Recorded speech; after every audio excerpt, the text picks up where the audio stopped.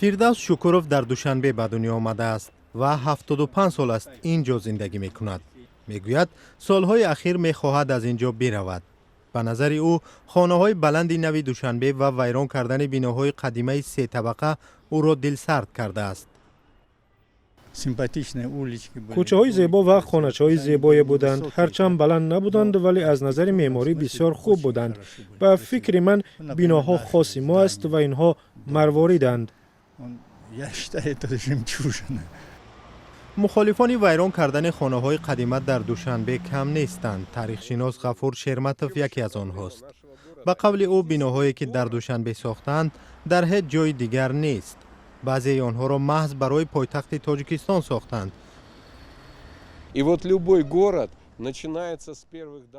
هر شهر از بیناهای قدیمی آغاز می شود. در پشت من بینای اکادمی علم ها است. از نظر معماری خرد و بد است اما بینای تاریخی است. در دوشنبه این را معماری نمی شمارند. اینجا نه ارزشی معماری بلکه ارزشی تاریخی آن برای شهر مهم است.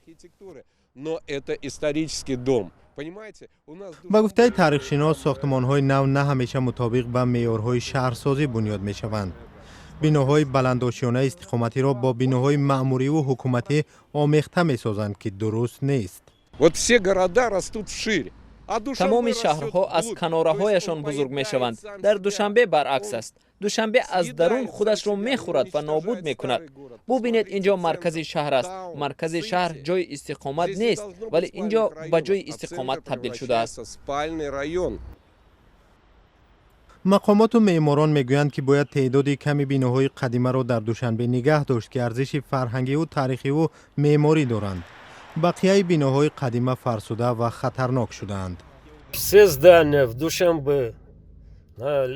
بسیاری از بیناها در قسمت چپ دوشنبه جای گیرند. 1، 2، 3 طبقه و دیگرانش را باید ویران کنیم چون به زلزله تا باور نیستند. مهلت استفادهشان بر وقت تمام شده است.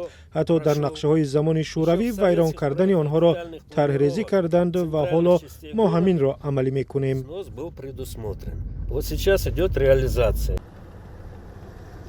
بیناسازی در پایتخت تاجیکستان با سرعت ادامه دارد ولی قیمت خانه ها پایین نمی رود.